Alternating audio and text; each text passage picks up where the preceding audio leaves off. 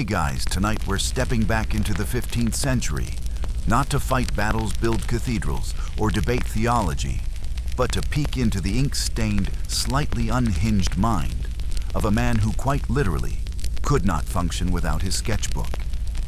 You're waking up as Leonardo da Vinci, and let me tell you, you're already late for several ideas you haven't had yet. Outside, it's dawn in Florence. The air smells faintly of old stone and drying paint. You stretch your aching limbs, roll your neck, and already your fingers twitch toward the stack of pages on your desk. You barely register hunger. Forget breakfast. Your brain has been up for hours spinning thoughts about bird wings, water currents, and a weird nose you saw in your dream. Your sketchbook is the only way to release the pressure valve before your head explodes, or worse, before you forget. So before you get comfortable, take a moment to like the video and subscribe, but only if you genuinely enjoy what I do here. Let me know in the comments where you're watching from and what time it is for you.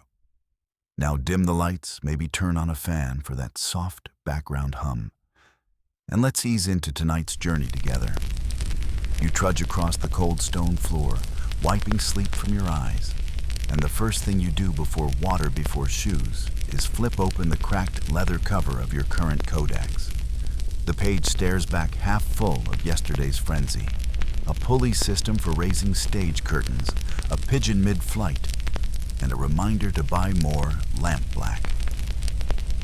You smile, pick up the stylus, and start again. You've never had a morning that didn't begin like this. Even in your youth, you were the strange apprentice who stayed up scribbling by candlelight while others gossiped or snored. Maestro Verrocchio used to joke that you were married to paper. But you weren't laughing. You were busy sketching how candle wax dripped and formed shapes that surely meant something. By the time others wake, you've already drawn 3 hands, an exploded view of a screw, and what might be a new type of organ pipe. Though you're not entirely sure if it's musical or medical. It doesn't matter. The important thing is, it's out of your head and somewhere safe. Historians still argue whether this compulsion to record everything was a symptom of genius anxiety or some delicate mix of both. One thing is certain, your mind never stops moving. And if you don't catch its contents quickly, like fireflies in a jar, they vanish. That more than anything terrifies you. People think you're a great painter. Sure, The Last Supper was a hit. And that smiley woman with no eyebrows, she's got fans. But those things took effort, discipline even. Painting feels like waiting in traffic. Sketching is breathing. You grab a scrap of bread more out of habit than hunger and notice the crust looks oddly similar to a crag you saw near Vinci as a boy. So you draw that too. You end up labeling the rock face in reverse script because writing left to right just feels wrong. People assume you're hiding secrets in mirror writing. Truth is, your left hand smudges everything otherwise. You'd think they'd realize not every mystery has a conspiracy behind it. As sunlight starts to slant through the shutters, your focus shifts. Now you're comparing how shadows bend across a sphere versus a cube. Your notes say, light behaves like water, and you make a mental note to test that in your next water clock experiment. You've also drawn 3 versions of a spoon. Why? Who knows? Maybe you dreamed about spoons. Maybe you're inventing a new kind. In the corner of the room, your cat yawns, stretching across a crumpled sheet of failed glider designs. She's the only creature here as chaotic as your workspace and just as judgmental. You give her a nod. She blinks. She probably thinks you're drawing her. Again. And maybe you are. Your friends and patrons love to gossip about your notebooks. They flip through them like scandalous novels, half expecting to find love letters, heretical notes, or a treasure map. What they get instead is a list of fish bought in Naples, a decapitated bird mid-flight, and an intricate study of how lips purse when people lie. One duke actually asked if you were a spy. You told him yes because it was easier than explaining hydrodynamics to a man wearing 6 layers of velvet. You once wrote, "Obstacles cannot crush me. Every obstacle yields to stern resolve." And yet, you'll abandon a painting midway because your brain dragged you into an idea about water spirals and how they mimic the human cochlea. You live in digressions. Your sketchbook doesn't just capture them, it validates them. Most people need silence to think. You, on the other hand, need chaos, a desk overflowing with instruments, ink pots, broken mechanical limbs, and parchment warped from candle heat. You call it your studio. Others call it a crime scene. You've taped old pages into your boots just in case inspiration strikes mid-stroll. One time, a passing monk asked if you were limping. You told him, yes, too many thoughts, not enough ankles. And yet, for all your eccentricities, you believe in order. Nature is geometry after all. You write about proportion with a kind of religious fervor. The circle, the square, the golden ratio.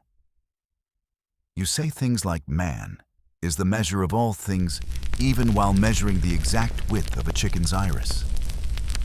Sometimes you imagine a day without your sketchbook. You try. You really try. But where would you put the half-formed dream of a canal system shaped like a violin? Or the wing you think you saw a raven using to hover just a little longer than gravity should allow? Without the sketchbook, the day would rot. Your thoughts would back up like a clogged aqueduct. You'd pace mumble and eventually forget the one idea that might have changed everything. So instead, you sketch. Before sunrise, after sunset, during storms, through illness, and sometimes during conversations with people who don't notice you've stopped listening. Leonardo da Vinci, they'll say, was a master of many things. But what you really were was restless. And your sketchbook wasn't just your tool, it was your tether. The pages whisper to you. Not literally, though, at this hour with the firelight flickering and your stomach still undecided about hunger, it feels like they do. The paper creaks softly as you turn to a fresh page. The smell of it, fibrous, slightly sour from the glue, settles into your nostrils like perfume. The sketchbook isn't optional. It's not a tool you use. It's a limb you grow. Your fingers already know what to do. Before you even decide what you're thinking about, they're sketching. A looping line curves into a spiral, the start of some imagined gear. Maybe for lifting water or lowering someone very dramatically into a stage pit. It doesn't matter right now. All that matters is that your head is clearing. You're back in control. Someone once asked you why you always carry your notebooks around, even to dinner, even to confession. Your answer was simple. My mind works faster than my mouth. You weren't joking. Half your ideas vanish if you don't snare them quickly. Blink, and they're gone. So every page is a trap laid out for thoughts that flit like sparrows. Historians still argue whether this daily ritual was a coping mechanism, a compulsion, or an early version of therapy. But for you, it's like brushing your brain. You sketch not just to remember, but to understand. To slow the world down just enough for you to get a grip on it. And what a slippery world it is. This morning, for instance, you've already jotted down a new idea for a theatrical hoist system that might let a god descend from the rafters. You're not even working on a play. But you saw the way light hit a pulley earlier, and now your brain won't stop chewing on the problem. You start diagramming angles, force distribution, and where the actor's weight might shift. All before your first sip of water. The kitchen girl passes by, gives you a look half concern, half amusement, and asks if you're drawing angels again. You don't answer. You're too busy making notes in your tiny slanted script, the one no one but you can read. Even when you're being social, the sketchbook stays close. You're the kind of person who nods politely while drawing the shape of someone's ear mid-conversation. There are pages in your notebooks dedicated entirely to odd details, the wrinkle pattern on different fabrics, how dogs tilt their heads, or how the shadows stretch longer on winter mornings. Once you made a whole spread about the shapes of clouds during a thunderstorm, and then tried to find a pattern in their formations. You concluded the wind might be a sort of music. A less generous observer might say you're scattered. But the truth is, everything connects. Eventually. That spiral, it reappears in a water wheel design months later. That idle doodle of a bird wing, it turns up in the mechanics of a flying machine. You're laying breadcrumbs across dozens of books, trusting the future. You will know when to collect them. You've developed a habit of labeling pages in strange mismatched categories. For Flight of the Body, concerning laughter, things to build, maybe. And in between, there are always sketches of people faces you saw at the market, a bishop's nose, a baker's crooked smile. You're obsessed with expressions. Once you followed a man through the street for half an hour just to study the way his eyebrows moved when he argued. People think you're trying to capture beauty. Not quite. You're trying to trap truth, the kind you can't explain with words. That's why the sketchbook matters. You can talk all day, but a curve, a gesture, the angle of a shadow, that tells the story faster and better. One of your stranger entries is about how people blink when lying, specifically how they do it faster, as if trying to interrupt their own gaze. You drew 4 heads mid-blink. You added notes on pulse tension in the mouth and how guilt looks suspiciously like constipation in the face. You called it Study of Dishonesty Partial. You swore to finish it. You never did. And you're not precious about the pages either. If something feels wrong, you cross it out. You draw over failed attempts. You cram notes in the margins. A single sheet might include a grotesque cartoon, a blueprint for a canal system, and a note reminding yourself to study the anatomy of laughter. That's not metaphor. You literally wanted to dissect laughter. You once left your sketchbook unattended in the workshop. A fellow apprentice found it and laughed out loud, only to go silent when he realized one of the sketches looked eerily like him mid-laugh. He never touched your things again. Quirky, yes. But there's method here. Always. Even if it means drawing your own hands holding a dead bird just to figure out the mechanics of its collapsed wing. Even if it means diagramming your bad dream about drowning in paint. You notice the fire's dying, so you toss in a torn page of failed proportions. It burns fast. You flinch. Every page lost feels like forgetting part of your own language. That's the other reason you always carry the sketchbook: fear. Fear of forgetting something important. Not in the abstract, dreamy way other people do, but the sharp, jagged way you forget real ideas, ones you had and lost. Once you were convinced you'd invented a new kind of lens, but you couldn't remember how the light had bent. Gone. Just like that. It haunts you. So yes, you carry the sketchbook everywhere. To breakfast, to church, to bed. Once, during a dinner at court, you drew a waiter's hairline receding in real time. He noticed. You pretended it was a diagram of a comet. There's one page you keep returning to, a spiral intersected by tiny, delicate lines. It's not finished. You don't even know what it's for yet. But it's speaking to you, like all the others. You close the book for now. Just for a moment. The room is quiet. The candlelight glows soft against the cracked leather spine. And in your mind, the next drawing has already begun. You don't remember exactly when it started, this need to observe, collect and pin the world down like a butterfly beneath glass. But it's always been there.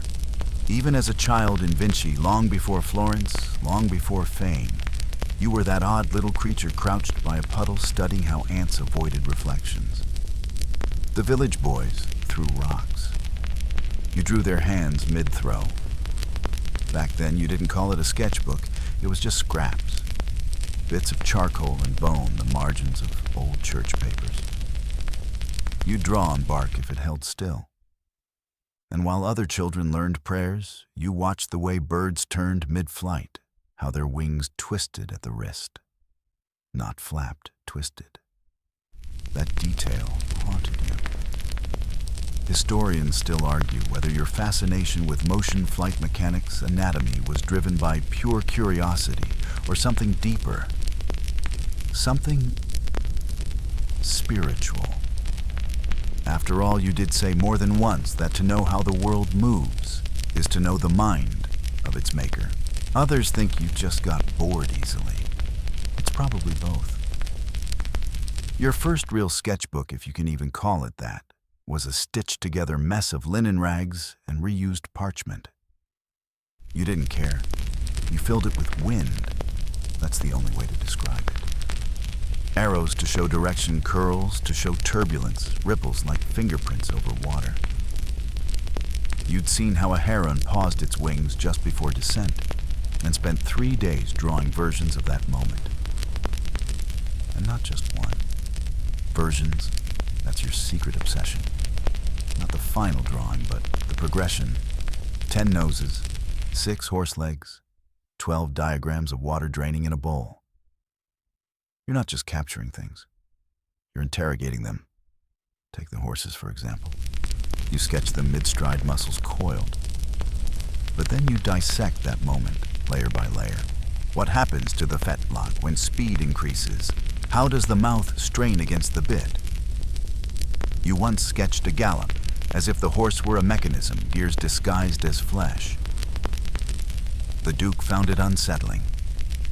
You told him the horse probably felt the same about him. You also collect hands. Yes, hands. Your notebooks are full of them, curled, pointing clenched in grief, or offering bread. There's something about them that draws you in. They're expressive, sure, but also mechanical. Joints, tendons, balance. You even invented a fake machine to mimic one just to see if the fingers would collapse correctly. People always think you were obsessed with flight because you wanted to fly. That's only partly true. What really fascinated you was that flight obeyed laws. Invisible ones, yes, but laws all the same. You were less interested in soaring through the air than in understanding what made soaring possible. The sketchbook was where you wrestled those invisible laws into view. You remember once in Verrocchio's workshop, one of the other apprentices was boasting about painting a silk sleeve in a Madonna scene. You can see the shimmer, he said. It's alive. You, meanwhile, were sketching the pattern of how the fabric creased beneath her elbow. The shimmer would pass. The physics of that crease that was eternal. And then, of course, there were the machines. Not the famous ones, not yet. No helicopters or tanks. Those would come later. What you obsessed over early on were little things, pulleys, weights, balance, scales. Things people didn't notice anymore. You once spent an entire week sketching a baker's counterweight system, amazed that the bread always ended up perfectly portioned. The baker didn't notice you. He thought you were a beggar. You drew his apron anyway. There's a peculiar sketch you made around this time, a series of gears shaped like flower petals rotating outward. No one knows what it's for. Some say it was the beginning of a water pump. Others think it was inspired by a dream. You labeled it simply, rotazione dell'anima, rotation of the soul. You're not above whimsy.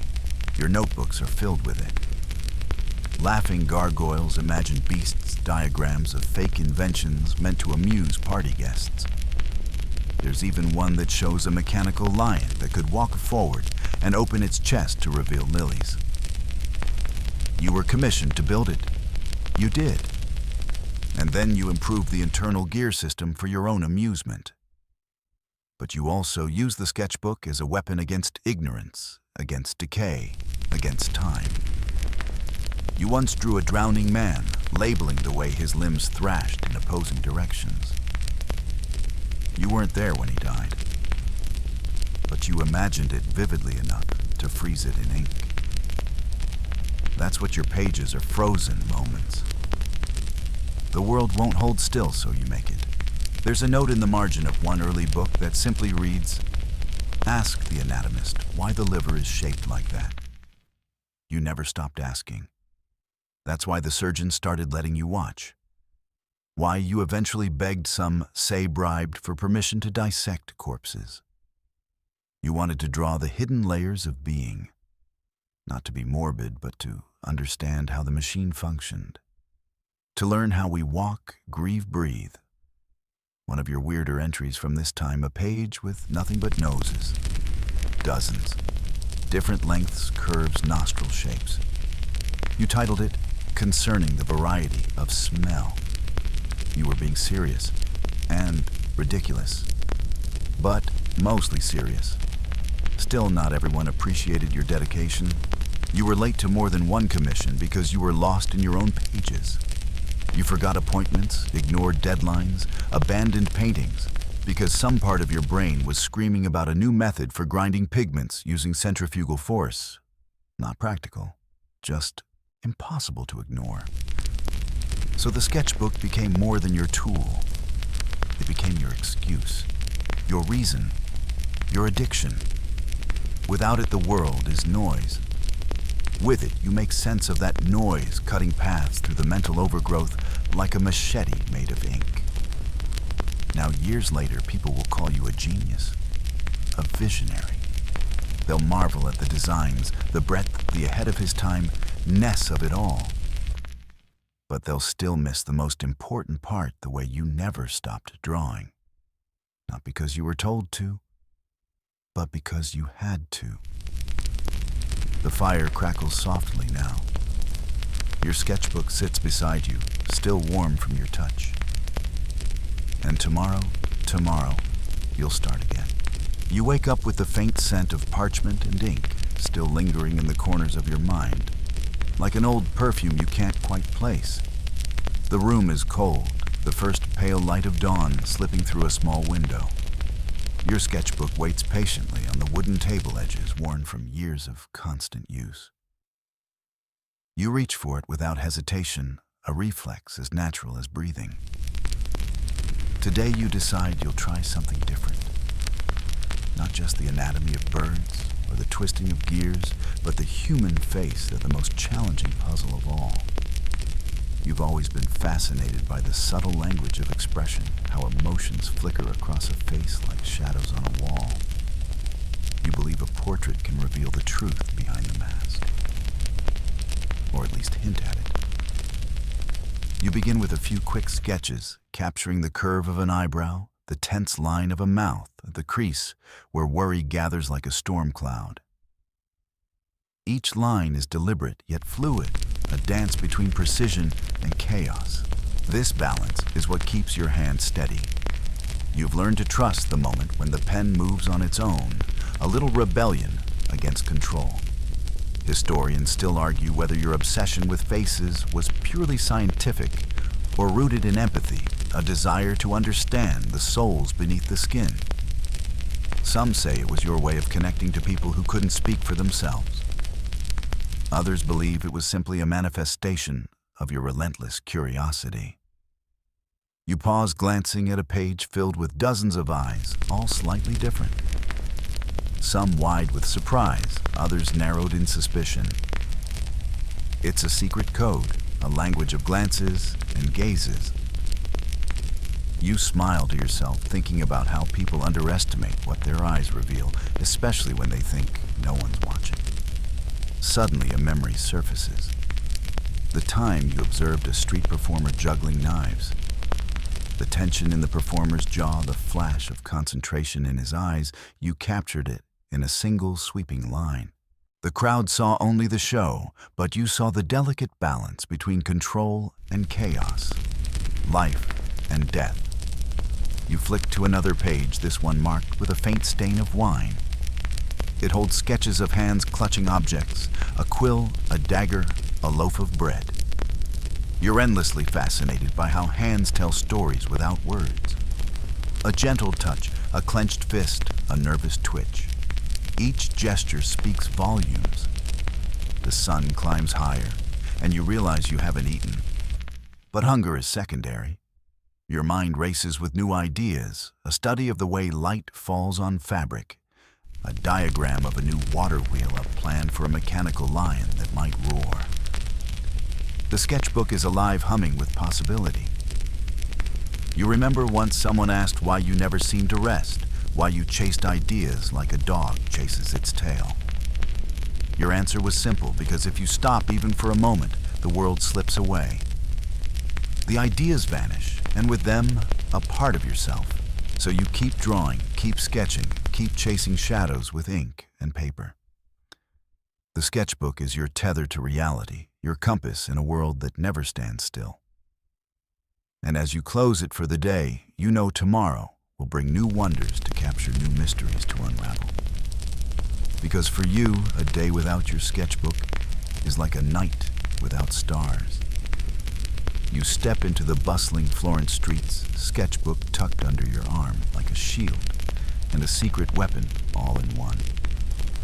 The city hums with life, the clatter of horse hooves on cobblestones, vendors shouting their wares, the aroma of fresh bread mingling with smoke from chimneys. You don't just see Florence. You absorb it, drink it in like a sensory feast that fuels your restless mind. Today your focus sharpens on movement, the subtle dance of bodies weaving through the marketplace, the flex of muscles as a blacksmith hammers glowing metal. You pause to study a woman carrying a basket piled high with grapes, her posture bent, just so a perfect balance between strength and grace. Without conscious thought, your hand flies across the page, capturing the tension in her arms and the tilt of her neck. This is no idle doodling. You believe that by sketching the world's motions and forms, you can understand the underlying laws that govern them. And so you collect moments like these snapshots of humanity in motion. Some sketches are rough, mere gestures. Others, meticulous studies of anatomy and posture. You recall a peculiar habit, carrying a tiny mirror with you, not to admire your reflection, but to observe how your own face changes with different emotions.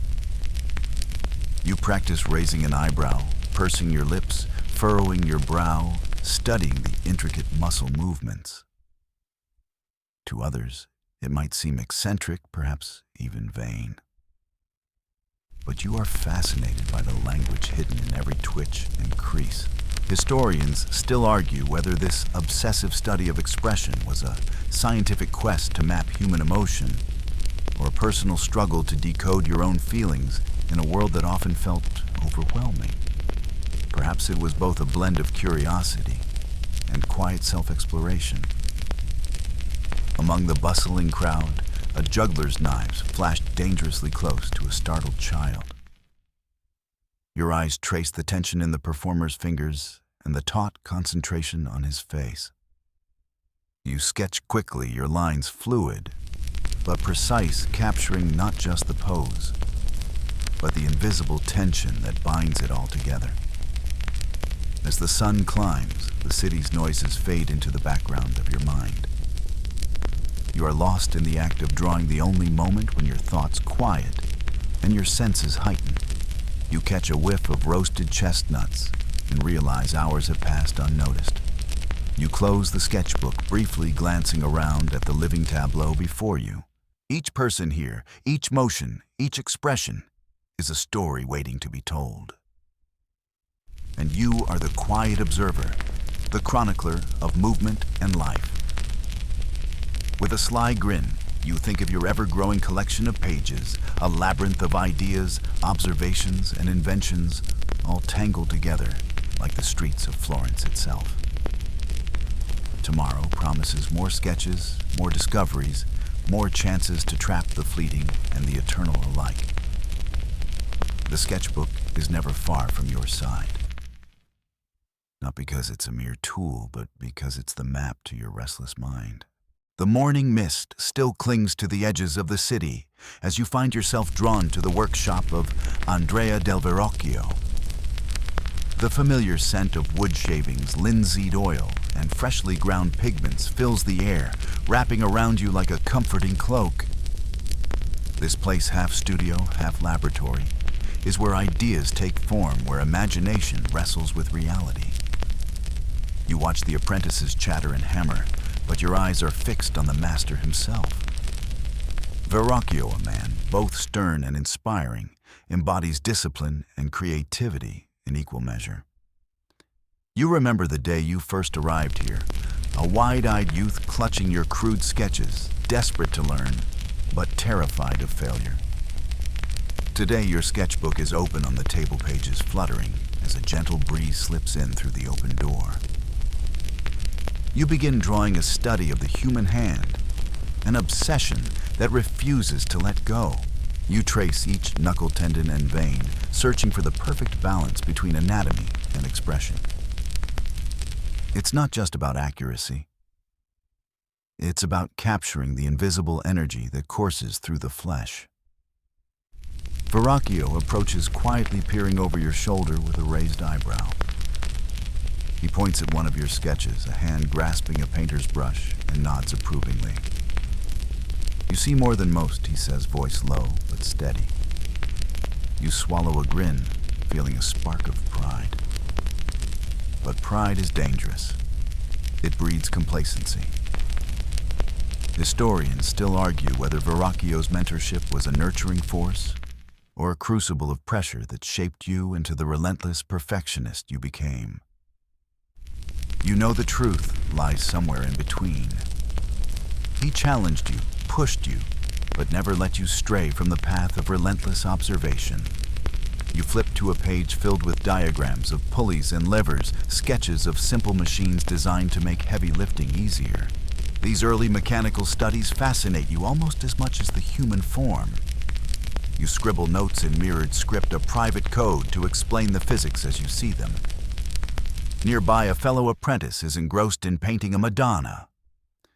You glance at his work, marveling at the delicate silk folds and soft shadows. It's beautiful, no doubt, but your mind drifts to the structural integrity beneath the muscles flexing under the fabric, the tension in the pose. Later, alone in a quiet corner, you open your sketchbook to a curious page, a fantastical flying machine. Wings spread wide like a bat's, covered in feathers, meticulously drawn, connected to a system of pulleys and cranks. You imagine strapping yourself in and taking to the skies, soaring above the hills of Tuscany. Yet even as you dream, a small voice of doubt nags at you. Could this ever work? Would it ever fly? Historians still debate whether your flying machines were sincere attempts at engineering breakthroughs or allegorical illustrations of human ambition. You set the sketchbook down gently, watching the dust motes dance in the sunlight. This workshop, this life. It's a constant dance between art and science, fantasy and fact. And your sketchbook. It's the bridge that spans those worlds.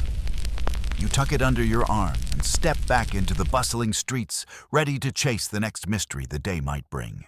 The afternoon sun casts long shadows across the cobblestones as you wander through Florence's crowded streets, sketchbook ever at your side. The city buzzes with energy, but you move through it like a ghost, always observing, rarely noticed. Your eyes catch the flicker of a merchant's smile, the crease where a child's laughter wrinkles her nose, the subtle slump of a weary man's shoulders. All these tiny details are whispers waiting to be caught. Today you focus on water, the way it flows, ripples, and reflects. It fascinates you how something so fluid can be captured on the page, how light dances on its surface like a living thing. You find a small fountain in a quiet piazza and sit pencil poised, trying to trap the flickering movement. The sketchbook pages fill with studies of swirling eddies, droplets suspended midair, and the glistening wetness on a stone ledge. You remember once testing how water moves over a flat surface by pouring a small stream of rain collected in a cup, watching it chase gravity's pull. It's a slow study, but deeply satisfying. Historians still argue whether your obsession with water was purely scientific or metaphorical. Did you see it as a symbol of life's constant change, or merely as another natural phenomenon to understand? Perhaps both are true. Nearby, a boy chases a dog, laughter echoing off the walls. You catch the dynamic tension in their movements and sketch them quickly, almost absent-mindedly. But each line pulses with life. Your mind drifts to a curious experiment. You once devised a system of canals and pumps to irrigate fields more efficiently. You drew plans with intricate details, gears meshing with flowing water, trying to bring order to nature's chaos. It was a practical dream, and one you hoped might one day be realized. But there's also whimsy. You smile at a fanciful drawing of a mechanical fish, its scales made of tiny overlapping plates, fins controlled by gears. It was never meant to swim, just to amuse and provoke thought. You sip water from a leather flask, the cool liquid grounding you back to the present. Around you, Florence carries on loud, bustling, alive, while your sketchbook becomes a quiet sanctuary where the world's secrets unfold. As the sun dips lower, you gather your things and head home. Your mind buzzes with fresh ideas, fingers itching to capture the evening light's subtle shifts. The sketchbook is your constant companion, your ever-turning kaleidoscope of the world. And as night falls, you wonder what tomorrow's pages will hold. Night settles softly over Florence, the city's hustle, fading into a quiet murmur beneath your window. The faint glow of candlelight flickers across your sketchbook's open pages, casting dancing shadows on drawings still wet with fresh idea. You sit alone, the world outside, slipping into darkness while your mind buzzes with the day's captured moments. Tonight, your focus turns inward, the human body, not just as an object of study, but a mystery of life itself. You trace the complex pathways of veins and arteries, the intricate weave of muscles, the delicate architecture of bones. Each line you draw is a step deeper into the labyrinth of flesh and function. You remember those long hours dissecting cadavers and secret eyes, wide with equal parts fascination and revulsion. The smell, the texture, the silent testimony of life's fragility, all mingled in a heavy mix. It was forbidden, dangerous work, but necessary to understand what truly lies beneath the skin. Historians still argue whether your anatomical studies were purely scientific pursuits or an obsession tinged with morbidity. Some say you were chasing immortality through understanding the mortal. Others suggest a philosophical quest to bridge art and medicine. Your sketches are more than mere diagrams. They are stories, each muscle a narrative of movement, each bone a pillar supporting existence. You draw hands in various poses, fascinated by how they express so much without a single word spoken. Fingers curled in thought, stretched in surprise, clenched in anger. A flicker of a smile crosses your face as you recall a fringe tale you once dipped your sketches in a mix of wine and vinegar to make them look older, fooling friends into thinking they were ancient relics. A harmless prank, but one that speaks to your playful spirit beneath the intense intellect. Outside, the night deepens, stars shimmering faintly through the window. You reach for your quill and jot a few notes, thoughts on muscle tension, the rhythm of the heartbeat, the mystery of consciousness that still eludes science. Your sketchbook is more than pages and ink. It's a companion in your restless journey, a testament to a mind that refuses to stop questioning. And as you close it for the night, you feel a quiet peace, knowing tomorrow will bring new mysteries to unravel. The city sleeps, but your mind remains alive, tracing the contours of life itself. Dawn breaks again, and you find yourself drawn to the quiet sanctuary of nature outside the city walls.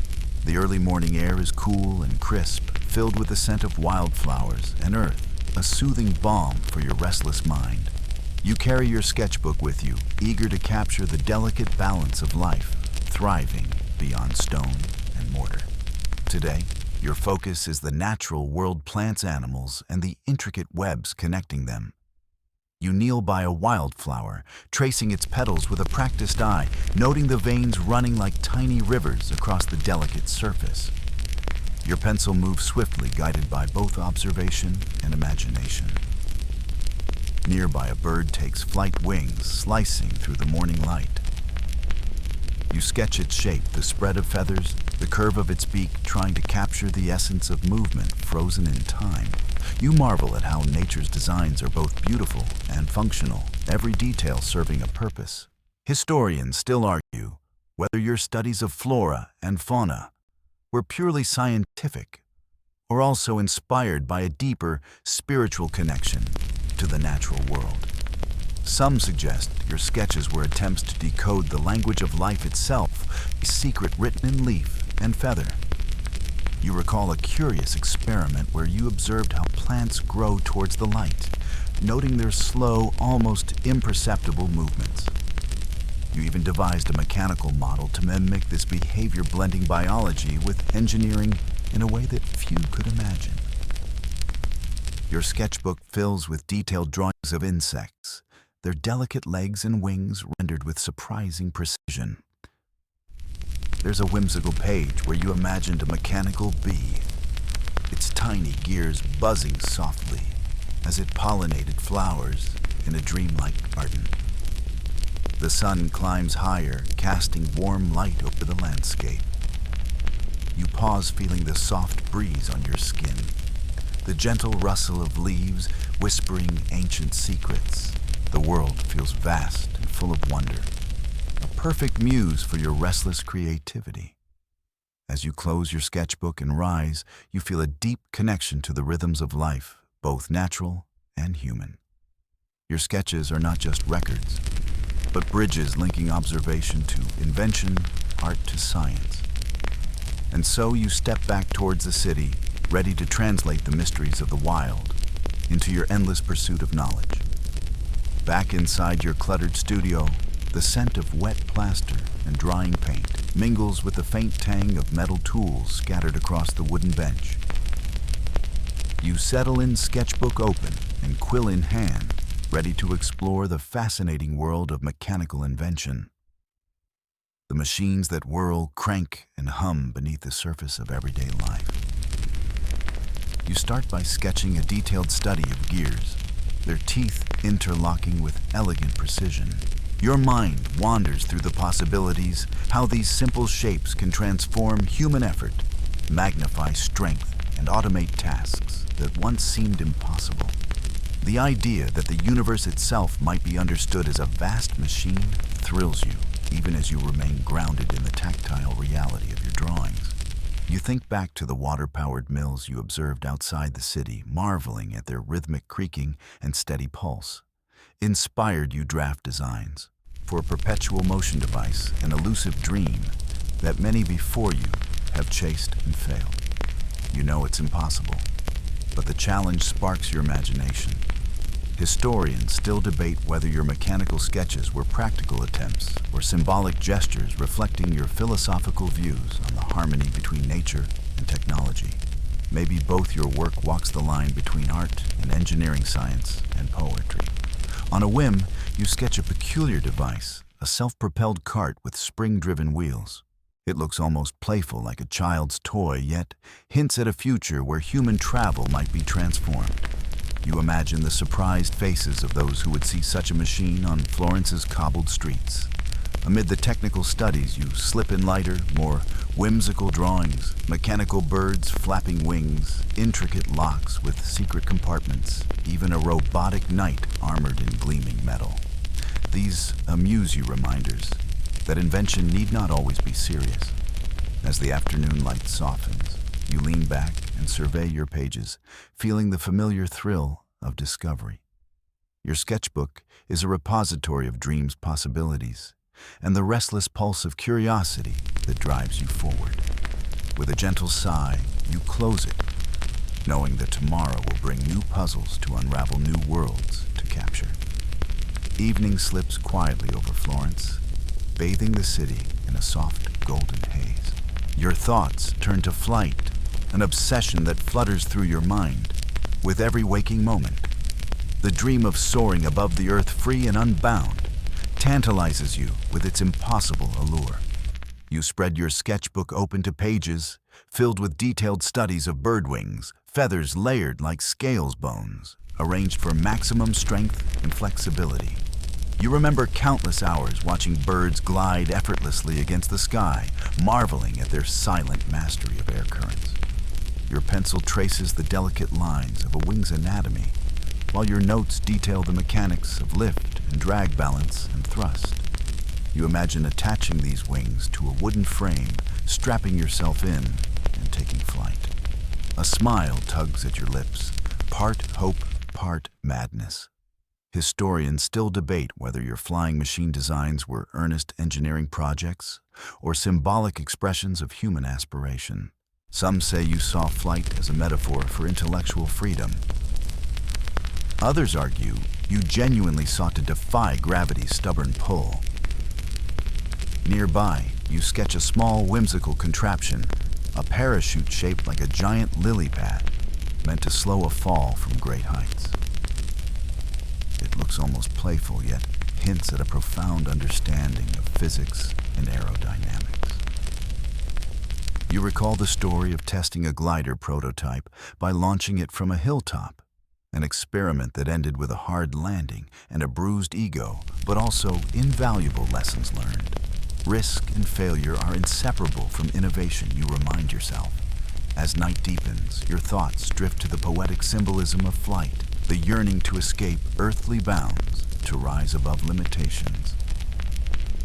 Your sketchbook becomes a diary of dreams, a place where reality and imagination merge. You close the pages gently, the soft scratch of quill on parchment fading into the quiet. Tomorrow will bring more attempts, more sketches, more chances to chase the elusive sky. The stars outside twinkle like distant possibilities, and you rest heart full of restless hope. The chill of early morning seeps through the shutters, but your workshop is warm with the glow of oil lamps and the quiet hum of concentration. Today, your attention shifts to the human face, the canvas of expression, emotion, and personality that has fascinated artists and scientists for centuries. You lean over your sketchbook, eyes narrowing as you trace the subtle curves of cheekbones, the arch of eyebrows, the gentle slope of a nose. You recall the countless portraits you've studied, both completed and abandoned, searching for the elusive spark that breathes life into a painted visage. Capturing the likeness is one thing. Capturing the soul is quite another. Your sketches are attempts to distill this intangible essence, how a glance can convey curiosity, suspicion, or joy. Nearby, you experiment with the play of light and shadow across the face, noting how a slight change can transform mood. Your quill dances across the page, shading the hollow beneath an eye, softening the curve of lips. It's a delicate dance, one that demands both scientific precision and poetic intuition. Historians still argue whether your fascination with facial anatomy was driven by artistic ambition or a deeper psychological curiosity about human nature. Some say you were a proto-psychologist trying to decode the language of the face long before such studies became formalized. Amid your serious studies, you doodle a caricature, an exaggerated smile, a twinkle in the eye that makes you chuckle softly. Even the greatest minds need moments of levity. Your sketchbook holds notes on the sfumato technique, your secret weapon for creating those soft, smoky transitions between light and dark that blur the line between reality and dream. This method, you muse, allows faces to breathe and shift subtly with the viewer's gaze. As dawn breaks fully, the soft light catches the edges of your sketches, and you pause to admire the interplay of detail and mystery. Your quest to understand the human face is endless, but with each stroke of the quill, you come closer to unveiling its secrets. The world outside awakens, but inside your studio time slows, captured forever in ink and imagination. The midday sun pours through your studio window, warming the scattered sketches and tools around you. Today, your mind turns to movement, not just the stillness of a captured moment, but the dynamic flow of bodies in motion. You flip through pages filled with studies of muscles flexing, limbs bending, and the subtle shifts that carry a person from stillness into action. You recall the endless hours watching dancers and athletes fascinated by how balance and tension work together to create grace. Your pencil sketches a runner mid-stride, capturing the tension in a calf muscle, and the arch of a foot pushing off the ground. Each line conveys energy momentum, the invisible forces propelling flesh and bone. Nearby, a playful doodle catches your eye, a whimsical figure seemingly mid-leap, limbs exaggerated like a marionette. It's a reminder that even in the serious study of anatomy, humor and imagination have their place. Historians still debate whether your interest in movement was purely anatomical or influenced by a philosophical belief in the harmony of body and soul. Were you trying to map the physical expression of inner emotion? It's an open question. You also note your fascination with the mechanics of flying machines in this context, the way winged creatures move through the air, muscles controlling feathers with precision. This blend of human and avian motion intrigues you endlessly. As afternoon fades, you experiment with drawing multiple overlapping sketches on a single page, attempting to suggest sequential motion like frames in a movie. It's an early hint of animation, a way to bring static images to life.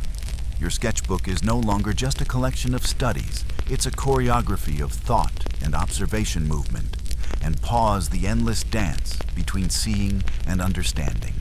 As daylight wanes, you close your book with a satisfied sigh, eager for the next moment to capture. The afternoon light softens to a warm, amber glow as you turn your attention to the human hand, a marvel of dexterity and subtlety. Your sketchbook fills with detailed studies of fingers curled, stretched, grasping, and pointing. Each finger tells a story, a silent language you're determined to decode. You remember observing craftsmen at work, the way their hands move with practiced grace, shaping wood or molding clay. Their fingers are like instruments capable of both strength and delicacy. Your sketches capture this duality, the rough calluses alongside elegant curves. Historians still argue whether your fascination with hands was purely artistic or symbolic. Some suggest you saw them as extensions of the mind's creativity, the true tools of invention. Others think you studied them to master realistic representation. In a playful aside, you sketch a series of exaggerated hands performing impossible gestures, almost cartoonish in their elasticity. It's a lighthearted break amid the serious studies reminding you that creativity thrives on balance. Your notes detail the mechanics of joints and tendons, the interplay that allows fingers to move with such precision.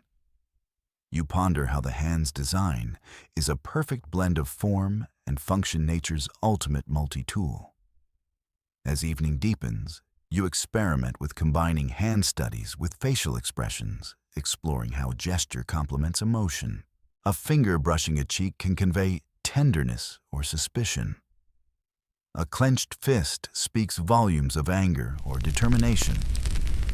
Your sketchbook feels alive, a dialogue between observation and imagination. Each page a step closer to understanding the subtle art of human expression. You close the book gently, fingers tingling with the thrill of discovery, ready for whatever tomorrow's sketches will bring. The candlelight flickers as you dive into the mysterious realm of water, its flow its power, its role in the natural world, and human invention. You spread your sketchbook wide, eager to capture the endless dance of rivers, streams, and waves, as well as the ingenious devices humans have crafted to harness this force. You recall the sound of water rushing over stone mills, the steady churning rhythm of water wheels turning tirelessly. Your pencil traces the curves of flowing water, attempting to mimic its graceful yet relentless motion. You draft plans for hydraulic machines, pumps, and canals, fascinated by the promise of controlling nature to serve human needs.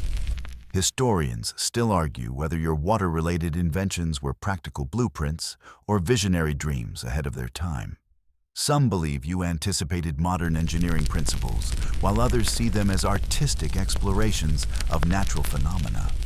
Among your sketches, a whimsical drawing of a water-powered organ stands out, pipes and valves working in harmony to create music from flowing streams. It's a beautiful blend of science and art, sound and movement. You also note experiments with water flow patterns, turbulence, and pressure, observing how liquids behave under different conditions. Your curiosity stretches from serene lakes to roaring waterfalls, each inspiring new ideas. As night deepens, you imagine a future where water powers cities, irrigates fields, and even lifts heavy objects with ease. Your sketchbook holds the seeds of that future dreams, drawn in ink and passion. Closing the pages, you feel the steady pulse of water in your veins, a reminder that life, like invention, flows onward, always seeking new paths. The twilight hours find you immersed in the mysteries of anatomy, not just the surface beauty of muscles and bones, but the intricate workings of the human body beneath. Your sketchbook opens to pages filled with detailed renderings of organs, veins, and the delicate networks that sustain life. You remember the fascination and taboo of dissecting cadavers, an act both scientific and scandalous in your time.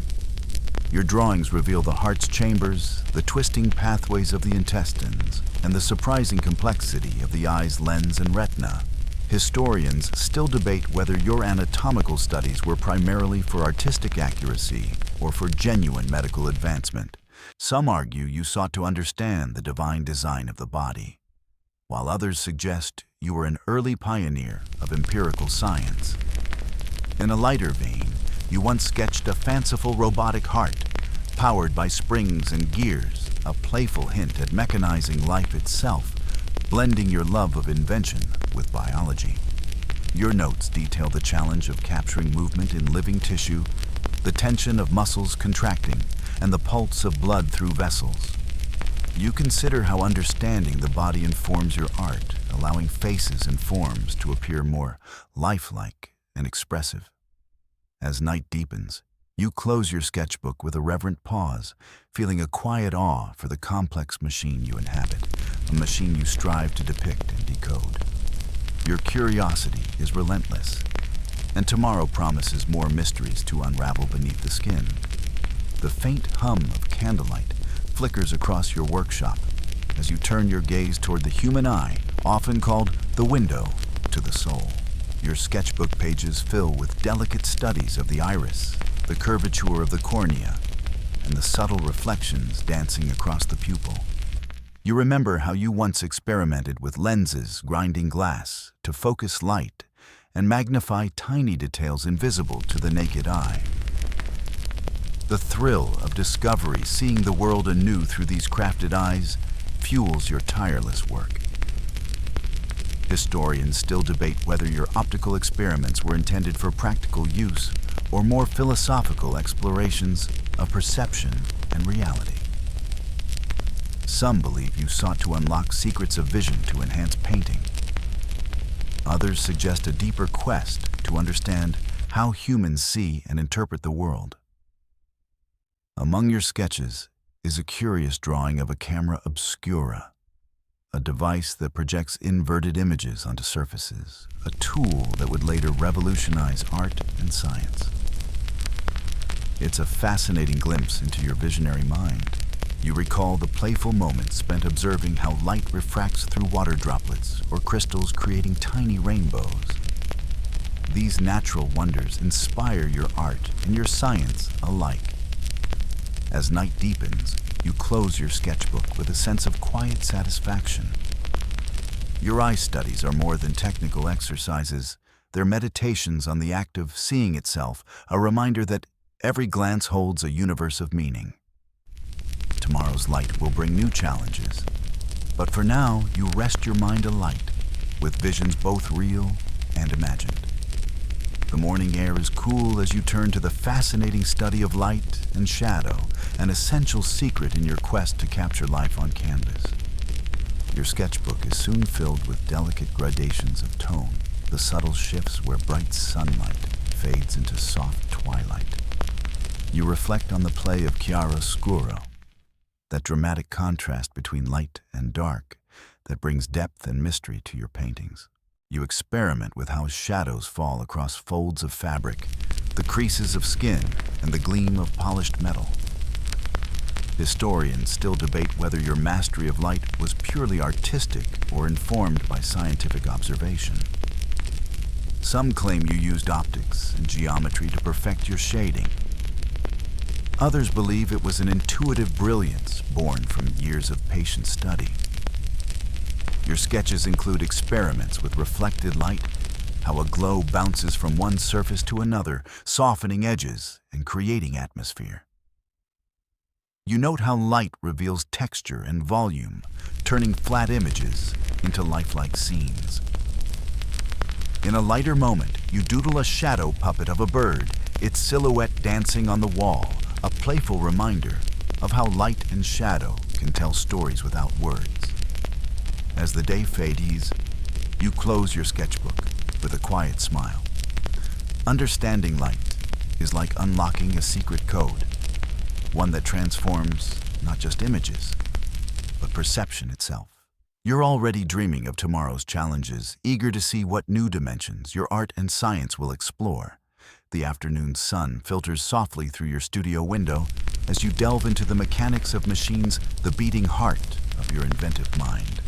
Your sketchbook bursts with intricate diagrams of gears, pulleys, and levers, each meticulously detailed with notes on force, motion, and balance.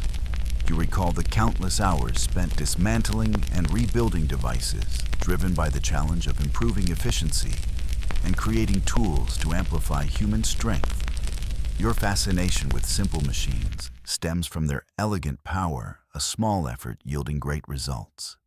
Historians still debate whether your mechanical designs were practical blueprints or imaginative experiments. Some argue you laid foundations for modern engineering. Others see them as creative exercises blending art and science. Among your pages is a playful doodle of a robotic knight, armored and poised its joints, connected by complex mechanisms, a hint of the future's blend of technology and animation. You consider how these machines could revolutionize daily life, from lifting heavy stones to powering mills, envisioning a world transformed by human ingenuity. As evening descends, you close your sketchbook mind, buzzing with ideas and possibilities, eager to bring these mechanical dreams to life. The gentle ticking of a wooden clock nearby accompanies your exploration of time, a concept both elusive and endlessly fascinating. Your sketchbook fills with diagrams of gears and escapement mechanisms designed to measure moments with precision. You recall conversations with clockmakers, marveling at their craftsmanship and the delicate balance required to tame time itself. You sketch plans for improvements, new ways to regulate movement and increase accuracy, dreaming of clocks that could tell more than just hours. Historians still argue whether your timekeeping designs influenced later horology or remained mere curiosities. Some credit you with pioneering ideas. Others see your work as part of a broader Renaissance fascination with measuring the world. In a lighter mood, you draw a whimsical clock shaped like a dancing figure, its arms swinging like pendulums, blending function with playful art. You muse on time's paradoxes, the way it feels slow during waiting and swift in joy, how moments stretch and shrink in memory. Your sketches are as much meditations on experience as technical plans. As night deepens, you close your sketchbook with a thoughtful sigh. Time, like your art and science, is a riddle you chase, one that slips through fingers, yet shapes all existence. Tomorrow, you'll turn to new puzzles, each tick bringing fresh inspiration. The evening light fades as you focus on the mysteries of flight, an obsession that has captured your imagination since youth. Your sketchbook becomes a laboratory of wings, feathers, and aerodynamics, where science and dreams take wing together. You study birds with meticulous care, noting how their feathers overlap and flex, how muscles adjust to shifting winds. Your drawings detail the bones of wings, the tension of tendons, and the subtle curvature needed to catch the air just right. Historians still debate whether your flying machines were feasible prototypes or fanciful inventions. Some believe you were centuries ahead of your time, while others see your designs as poetic aspirations rather than practical blueprints. Among your sketches is a drawing of a mechanical ornithopter, a contraption with flapping wings designed to mimic bird flight. Though untested, it embodies your relentless pursuit of human flight. You also note experiments with gliders and parachutes, anticipating principles that would only be fully understood centuries later. In a lighter moment, you doodle a sketch of a bird wearing goggles, soaring confidently through the clouds, a whimsical nod to your vision. As night deepens, you close your sketchbook with a smile. Flight remains a tantalizing dream, one that blends the beauty of nature with human ingenuity. Tomorrow promises new horizons, but for now, you rest beneath the vast sky you long to conquer. The quiet of night envelopes your studio as your thoughts turn to the human heart, not just as a symbol of love, but as a complex engine of life. Your sketchbook fills with anatomical studies, tracing arteries, chambers, and valves with painstaking detail. You recall dissecting specimens driven by curiosity and the desire to understand how blood circulates, a mystery that has puzzled physicians for centuries. Your notes suggest the heart works like a pump, a concept not yet widely accepted. Historians still argue whether your observations anticipated modern cardiology or remained incomplete speculations.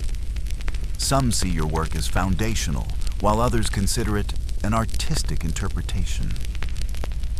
Amid the serious studies, you sketch a playful, heart-shaped contraption with gears and springs, a metaphor for the blend of emotion and mechanics. You ponder the heart's rhythm, the pulse that carries life through the body, and its metaphorical weight in human experience. As dawn approaches, you close your sketchbook softly, the beating of your own heart, a steady reminder of the mystery still to unravel. Tomorrow's pages await full of life and wonder.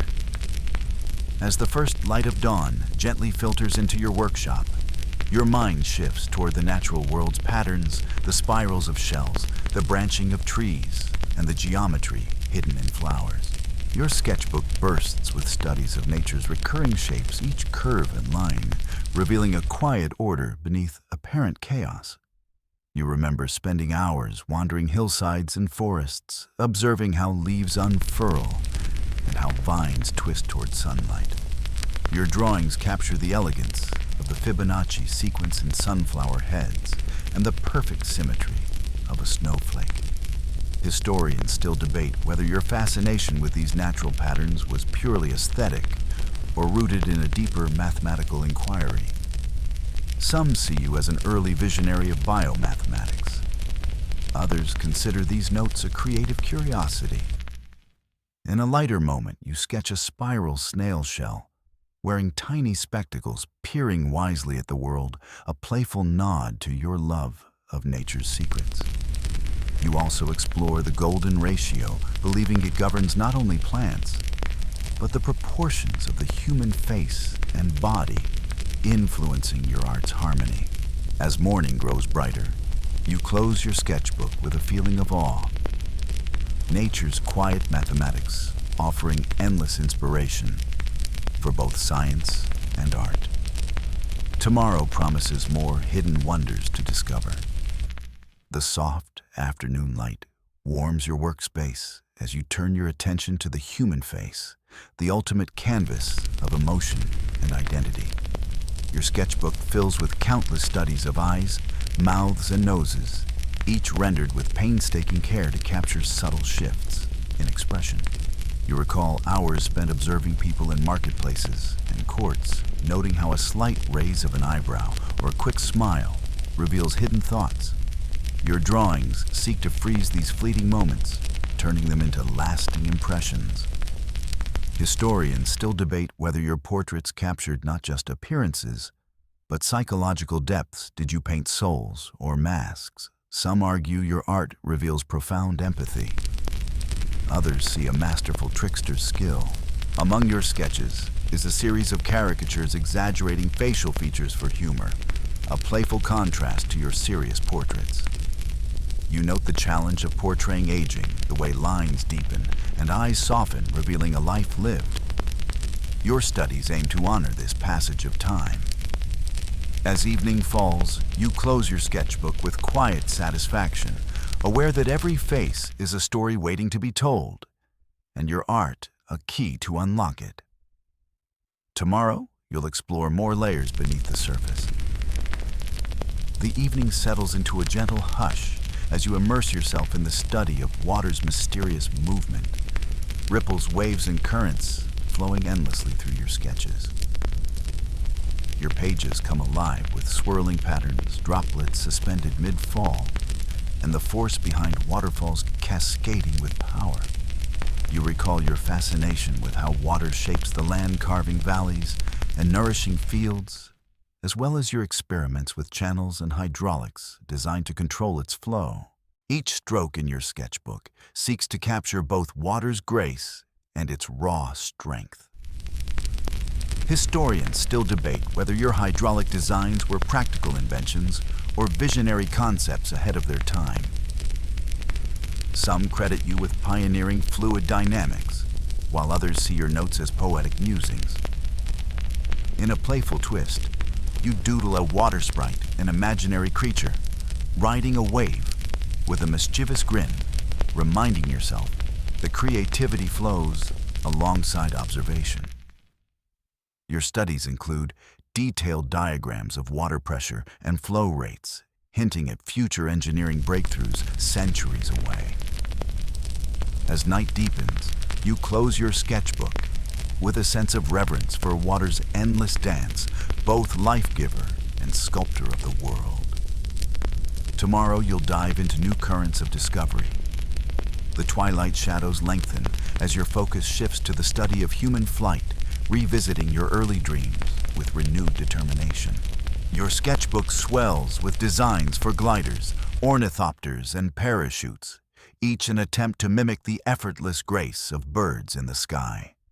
You remember the countless hours observing winged creatures, from the delicate flutter of butterflies to the powerful beats of eagles searching for clues on how to unlock the skies for mankind. Historians still debate whether your flying machines were feasible inventions or imaginative exercises, a visionary's yearning to soar above earthly bounds. Some credit you as the father of aeronautics. Others view your work as symbolic gestures toward human aspiration. Among your pages, a detailed parachute drawing reveals an understanding of air resistance, a concept centuries ahead of its time. In a lighter moment, you sketch a playful bird wearing a pilot's cap and goggles, adding a touch of humor to your lofty ambitions. As night falls, you close your sketchbook, your mind aloft with dreams of flight, the sky both a challenge and a promise. Tomorrow awaits with new horizons and untold discoveries. The night deepens, and your thoughts turn inward toward the human mind, its mysteries, emotions, and untapped potential.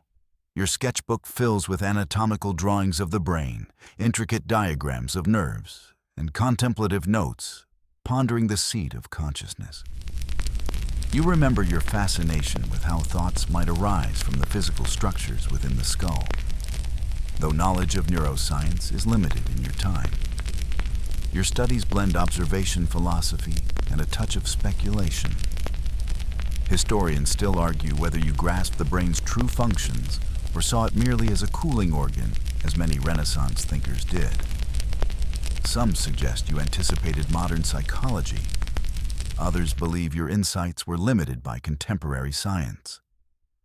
Among your sketches is a whimsical drawing of a brain with wings symbolizing the soaring potential of human intellect.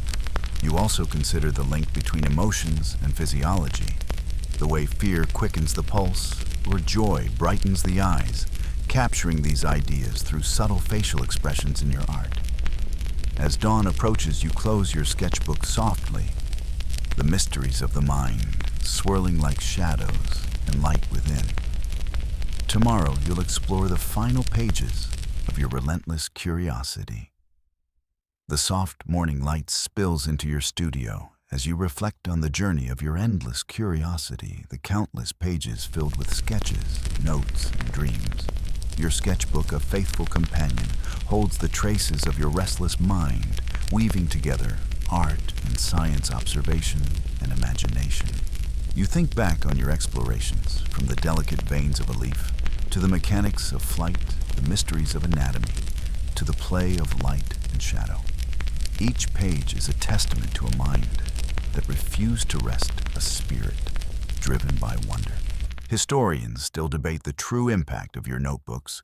Were they practical guides or visionary fragments? Some see them as blueprints for the future, others as personal meditations on the world's beauty. In a final playful flourish, you sketch a self-portrait, pen in hand, eyes alight with curiosity, a slight smile hinting at the secret still kept within your pages. As the day unfolds, you close your sketchbook one last time, content yet eager for the next question, the next mystery to solve. Now dim the lights, maybe turn on a fan for that soft background hum, and let's ease into tonight's journey together. We wander through the restless mind of Leonardo da Vinci, a man whose curiosity was so insatiable it left him juggling more ideas than he could ever finish. Picture yourself stepping into his cluttered workshop. Scattered sketches, half-built machines, anatomy studies stacked in piles, and a sketchbook that never seems to close. You probably won't survive this whirlwind of genius without a few sleepless nights. So before you get comfortable, take a moment to like the video and subscribe, but only if you genuinely enjoy what I do here. And hey, drop your location and local time in the comments. I love knowing where you're tuning in from as we drift through history. Now dim the lights, maybe turn on a fan for that soft background hum, and let's ease into tonight's journey together. You trudge through the vibrant chaos of Leonardo's mind, a place where curiosity sparks 1,000 unfinished dreams. From flying machines that defy gravity on paper, to anatomical sketches that blend art with medicine, his restless hands never paused long enough to tie up loose ends. You can almost hear the whisper of turning pages and the scratch of quills as ideas spill forth faster than they can be completed. Historians still argue whether Leonardo's relentless pursuit of knowledge was a blessing or a curse. Did his endless curiosity fuel his genius, or did it keep him trapped in a cycle of unfinished masterpieces? You, walking alongside him, sense both the thrill of discovery and the frustration of a mind that simply won't rest. Remember that the sketchbook was more than paper and ink. It was the heartbeat of a mind refusing to settle. Each page holds a question, a dream, or a problem yet unsolved.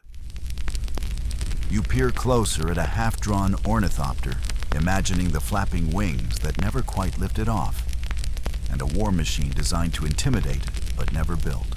Quirky tidbit. Did you know Leonardo sometimes wrote his notes backward in mirror script, possibly to keep his secrets safe, or just to mess with future readers?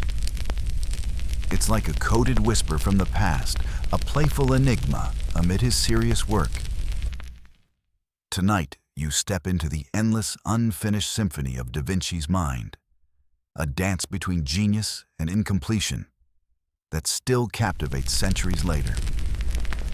You find yourself staring up at a sketch of wings, delicate feathers, sharp angles, all meticulously drawn, yet impossibly still. Leonardo's dream of flight is one that fills the air of his workshop, but it remains grounded a tantalizing promise that never quite takes off.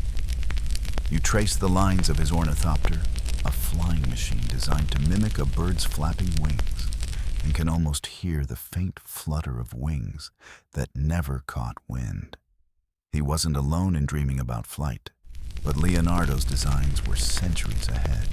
While others looked to simple gliders or balloons, he dissected bird anatomy, studied air currents, and sketched complex mechanisms that could propel a human through the sky. But here's the catch. His inventions remained purely theoretical. The materials engines and scientific understanding of his time simply weren't ready. Historians still argue whether Leonardo believed his flying machines could ever actually work, or if they were intellectual exercises to understand the principles of flight. Maybe he was sketching his daydreams, or perhaps he genuinely thought he could invent the first human aircraft. Quirky tidbit Leonardo's parachute design was a wooden pyramid-shaped frame with a linen canopy. Centuries later, modern engineers tested a replica and surprised it actually worked.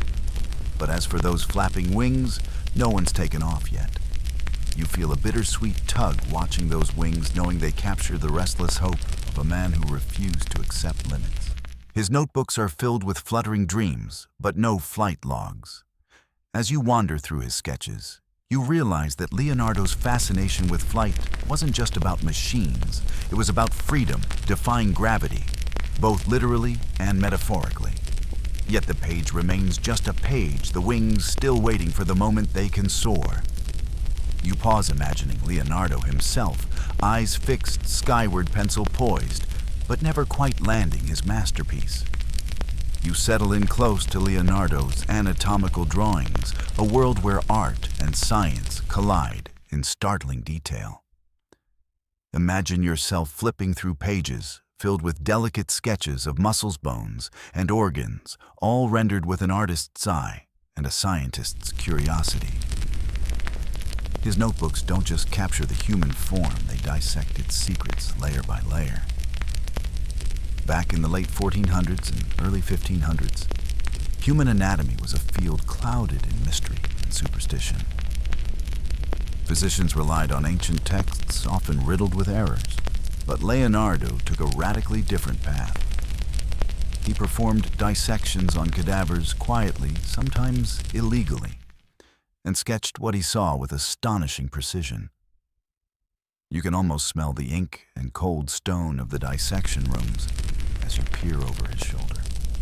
One of his most famous sketches, the Vitruvian Man, is more than a simple drawing. It's a symbol of proportion and harmony between body and cosmos.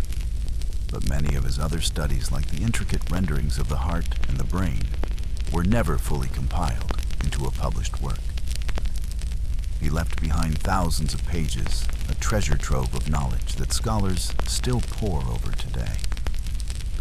Historians still argue whether Leonardo's anatomical studies were intended to revolutionize medicine, or if they were primarily artistic exercises to improve his paintings. Either way, the fact remains that he was centuries ahead of his time in understanding the human body's inner workings. Quirky tidbit Leonardo once famously tried to create a life mask by applying plaster directly to a person's face. Imagine the patience and the strange feeling of getting that done. This obsession with accuracy drove his work, but also slowed his progress. You feel a gentle tension here. These studies were painstaking, detailed, yet incomplete. Leonardo's perfectionism and broad interests meant he never published an anatomy book during his lifetime, leaving a patchwork legacy that scholars are still trying to piece together. You close the sketchbook softly, thinking how this restless mind mixed beauty and science art and anatomy, all in one breathless dance that was never quite finished. You shift your gaze to the darker, more mechanical side of Leonardo's mind, the war machines he designed with a mix of genius, well, a touch of menace. Imagine the clanking of gears and the glint of steel in a Renaissance workshop, where ideas for terrifying weapons took shape on paper, but never materialized on battlefields. Leonardo was commissioned by rulers and princes who wanted to fortify their defenses and dominate rivals. He sketched massive cannons, armored vehicles, and multi-barreled guns designed to rain destruction on enemies. Yet despite the detailed plans, none of these inventions saw real combat during his lifetime. Historians still argue whether Leonardo's war machine designs were meant seriously as practical weapons, or more, as demonstrations of his technical prowess to attract patronage. Was he an early military engineer, or just a showman with grand ideas? Here's a quirky tidbit. One of his most famous war inventions was a giant armored tank shaped somewhat like a turtle equipped with cannons all around. Modern engineers who built replicas found it hard to maneuver, suggesting even Leonardo might have had second thoughts about its battlefield effectiveness. You sense the paradox. Leonardo's pacifist tendencies clashed with his lucrative commissions to design war machines.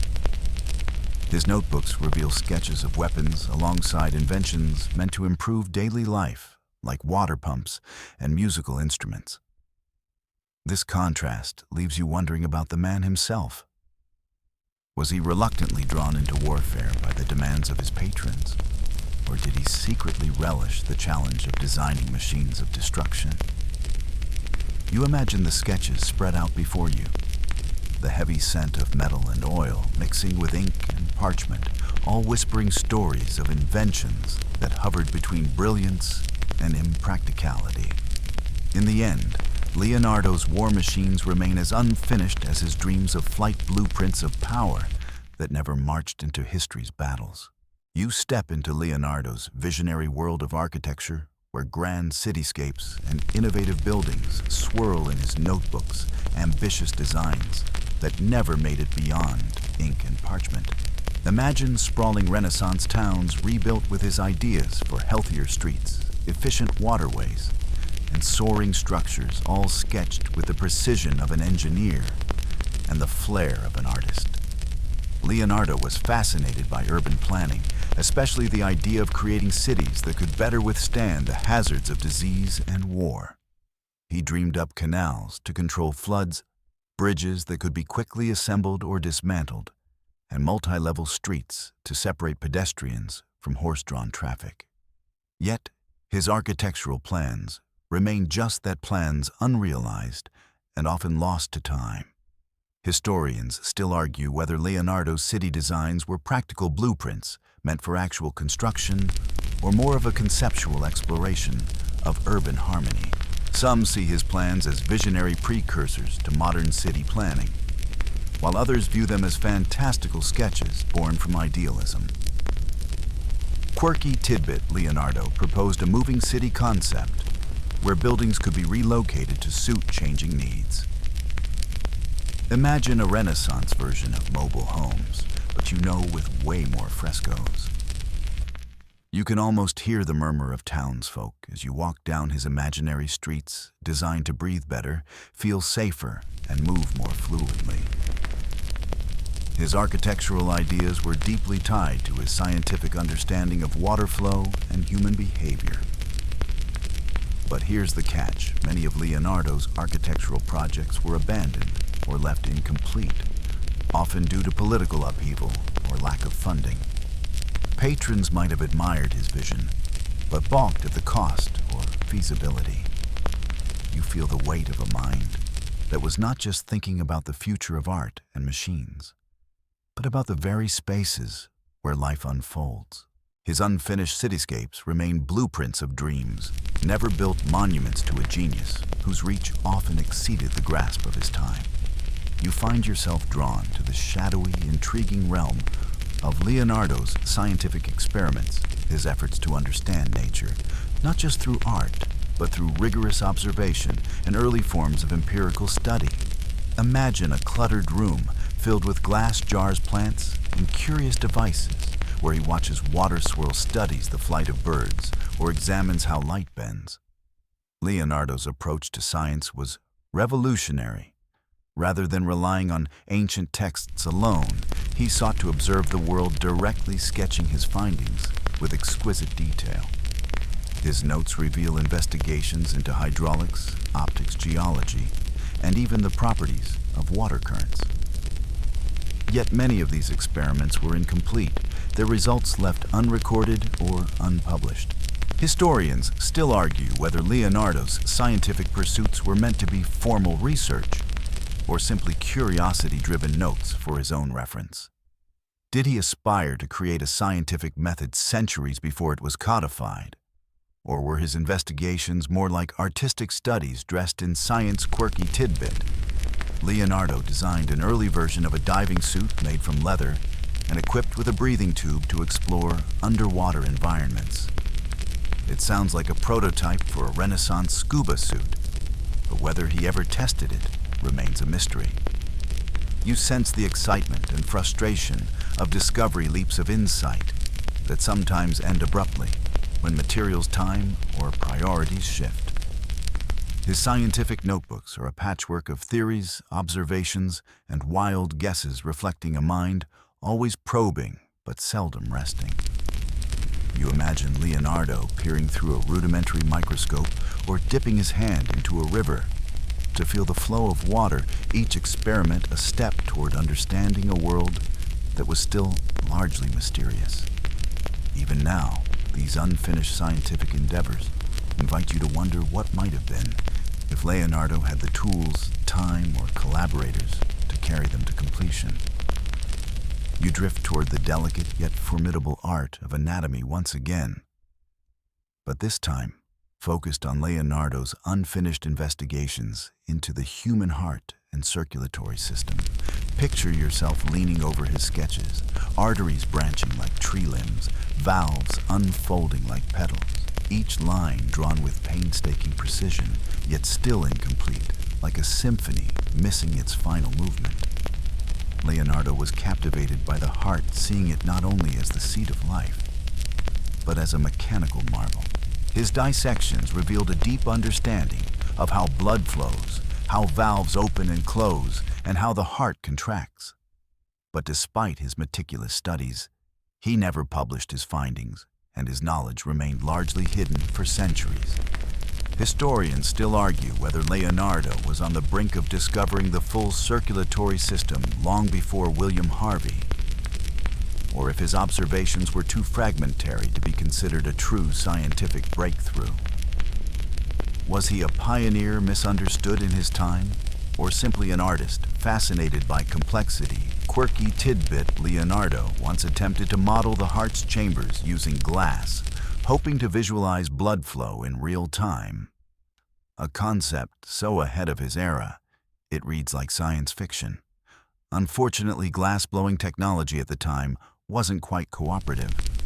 You sense the tension between his artistic desire to capture beauty and his scientific urge to understand function. His heart sketches blend these impulses, detailed yet enigmatic, alive with potential but unfinished. Imagine the quiet room where he worked, the faint scratch of quill on paper, his breath held as he tried to unlock the secrets of the vital organ. Those sketches stand as silent witnesses to a quest that stopped just short of revelation. You can't help but feel the echo of his curiosity, a pulse that beats softly through centuries, urging us to pick up where he left off.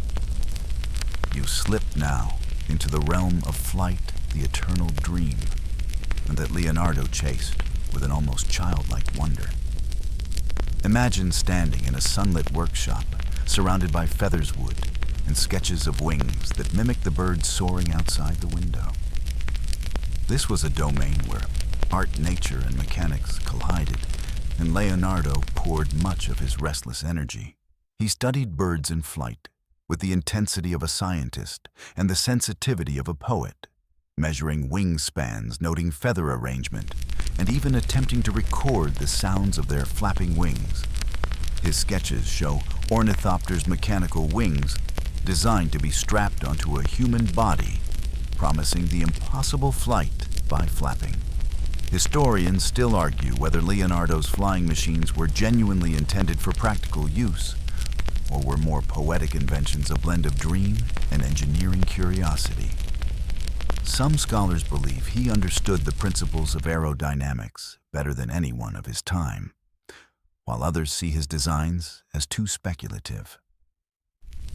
Here's a quirky tidbit. Leonardo wrote his notes about flight in mirror script, possibly to keep his ideas secret, or simply because he was left-handed and found it easier to write backward.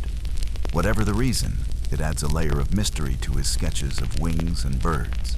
You can almost feel the strain in his fingers as he drew the exhilaration and frustration mingling as each idea soared or crashed on the page. His notebooks reveal a series of trial and error gliders, parachutes, even a helicopter-like device centuries ahead of its time. But none of these flying machines were ever built or flown successfully during his lifetime. His vision was bound by the limits of the materials and knowledge available, leaving the dream tantalizingly unfinished. You stand with him on that precipice between earth and sky, watching a mind that refused to stop dreaming, even when the laws of physics held him firmly grounded. You move now to Leonardo's fascination with music, an area where his unfinished achievements take on a softer, more lyrical tone.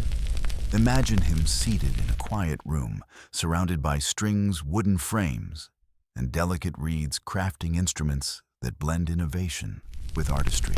Music for Leonardo was not just sound, but a science, geometry, and an emotional language all at once. He invented several musical devices, including a viola organista, a keyboard instrument that used spinning wheels to create sustained tones like a violin. His sketches reveal the complexity of the mechanism, an attempt to merge the expressiveness of string instruments with the versatility of a keyboard. However, like many of his creations, this instrument remained unrealized during his lifetime. Historians still argue whether Leonardo's musical inventions were practical projects or more fanciful experiments born from his curiosity. Some believe he was on the verge of revolutionizing Renaissance music, while others see his instruments as charming but impractical prototypes. Quirky tidbit: Leonardo also sketched a mechanical drum that could be programmed to play different rhythms, a kind of Renaissance drum machine, though with far fewer beats per minute than today's electronic versions. You can almost hear the quiet hum of gears turning as he imagined these machines bringing music to life in new ways. His fascination with sound tied directly to his broader interests in mathematics and nature's patterns. Yet despite his inventive designs, none of these instruments were ever built or played in his day, leaving a silent legacy of melodies never heard. You sense in his unfinished music projects a yearning for harmony, not just in sound, but in the world around him. You find yourself drawn into Leonardo's unfinished explorations of human anatomy beyond the heart, his quest to map muscles, bones, and the intricate mechanics of movement. Picture a dimly lit chamber with a human skeleton posed in a way that seems almost alive, surrounded by sketches that dissect every tendon and ligament with painstaking care. Leonardo dissected cadavers to understand how the body moves, how muscles contract and pull bones like strings in a marionette. His anatomical drawings reveal a mind deeply committed to merging art and science, capturing both the form and function of the human body with extraordinary accuracy. Historians still argue whether Leonardo's anatomical studies influenced medical knowledge significantly or remained largely private artistic endeavors. His notebooks were tucked away for centuries unread and unknown to the medical community, leaving a gap between his genius and its practical impact. Quirky tidbit: Leonardo once sketched a giant human figure with exaggerated muscles, almost cartoonish, to demonstrate the mechanics of movement, kind of like Renaissance Marvel superheroes in ink. You can almost hear the silence of the dissecting room, broken only by the scratching of quills on parchment and the occasional breath held in concentration. Each muscle fiber is a story, a clue to how life animates flesh and bone. Despite his detailed studies, many of Leonardo's anatomical projects remained unfinished, partly due to the taboo and limited access to human bodies in his time. His work stands as a bridge between art and medicine, waiting to be fully understood. You imagine him, eyes in tense hands, steady forever, sketching forever, questioning how the body's machinery truly works. You step quietly into Leonardo's unfinished mechanical inventions, where gears, levers, and pulleys come alive on paper, but seldom in reality. His notebooks overflow with designs for machines that could change the way people lived. War machines, construction devices, and even automata that mimic human and animal movement. Leonardo's mechanical sketches included prototypes for early tanks, flying machines, which you already glimpsed, and hydraulic pumps. Many of these machines were far ahead of their time, designed with an engineer's precision, but never actually constructed or tested during his lifetime. Historians still argue whether Leonardo was primarily an inventor or an artist, tinkering with machines out of curiosity. Was he laying the groundwork for future engineering? Or were these designs more like thought experiments, quirky tidbit? One of his automata designs was a mechanical knight capable of sitting, waving its arms, and moving its head, an early robot that may never have been built, but captures the imagination of modern robotics enthusiasts. You sense the frustration of a genius who drew blueprints for machines that might have altered history, yet lacked the workshop resources or political backing to build them. His designs remain tantalizing glimpses of an alternate technological timeline. Imagine him sketching turning gears in his mind, wondering if someday these machines might truly move under their own power. The clank of metal remains silent in history, but the sketches thrum with potential energy. Leonardo's unfinished mechanical inventions are a reminder that even the greatest minds often leave their dreams half-drawn, waiting for the future to catch up.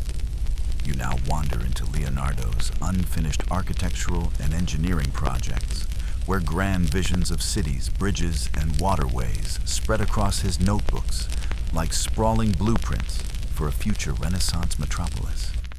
Imagine towering structures and intricate canals sketched with an architect's precision, but never built blueprints for a world Leonardo imagined but never touched.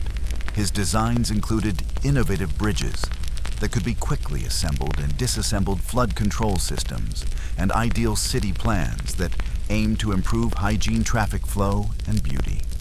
These were not just fanciful drawings, but solutions to real urban problems of his time. Historians still argue whether Leonardo's architectural plans were practical or utopian dreams. Did he envision a new era of city planning, or were these designs mere intellectual exercises, quirky tidbit? Leonardo sketched plans for a self-supporting bridge made from interlocking pieces like a giant puzzle spanning a river without nails or mortar.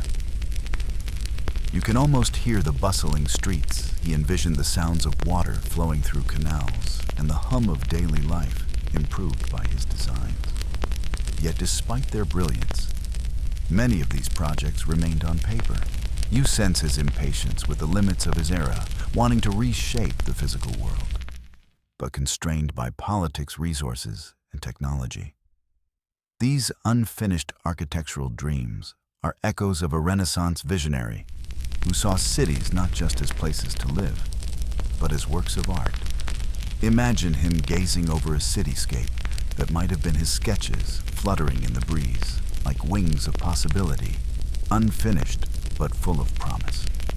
You find yourself immersed in Leonardo's unfinished scientific studies, where curiosity about the natural world spills over into notebooks filled with observations on geology, botany, and the movement of water.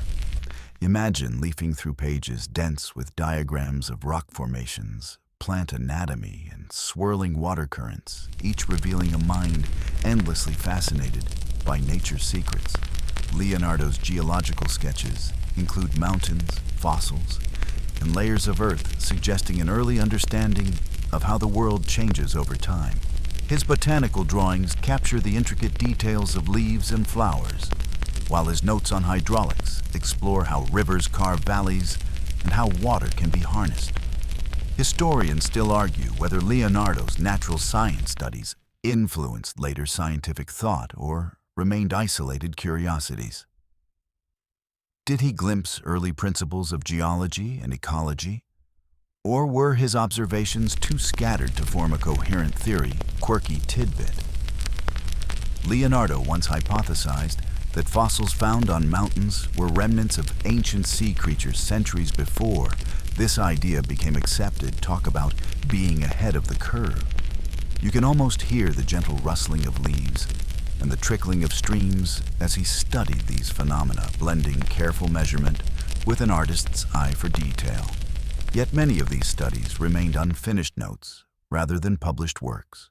You sense his awe at the vastness and complexity of nature, a humbling reminder that even a genius like Leonardo was constantly learning and questioning.